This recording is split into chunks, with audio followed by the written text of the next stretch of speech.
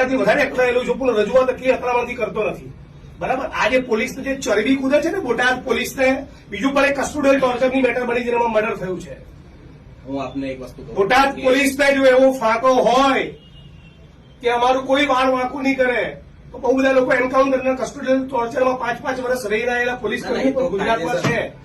અમારી જોડે પહેલી અપેક્ષા એ છે કે તમે બાકીના 3 આરોપીની ધરપકડ કરો. મારવામાં 4 જણા નથી, આ લોકો કબૂલ્યું. બીજો 5મો માણસ છે who is yet to be identified, એને આઈડેન્ટિફિકેશન કરીને એના આરોપી બનાવો, પોલીસ ઇન્સ્પેક્ટરના આરોપી બનાવો અને પોલીસ કોન્સ્ટેબલ જે ગયા હતા ને લાતો મારતા હતા દરવાજામાં, બરાબર, એ જે માણસો હતા મહિલા પોલીસને કેમ લઈને નહીં ગયા? તમને આ છોકરાને એવું કીધું છે કે તારા જુદા માર્ગમાં દંડો નાખી દઈશ. આવું વર્તન મેડિકલ કરાયું સાહેબ આપણે. અરે દંડો નાખી દઈશ એવું કીધું, નાખી દીધું એવું નથી કહેતો. આ વર્તન હોય.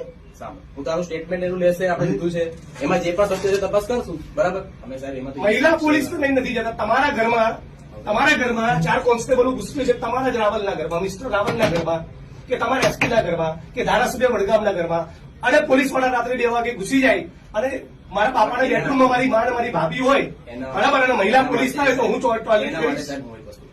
તમે ટોયલેટ કરશો? એના માટે અમે ઈ સાક્ષરી પંચનામા કર્યા છે. હવે તો નવી સિસ્ટમ આવી ગઈ છે. પહેલા તમે પોલીસની જે ભૂમિકા છે ને એ તમે સમજો. હું સમજી તમે જે ડિફેન્સ કરો પોલીસ બિલકુલ ગળે ઉતર નથી.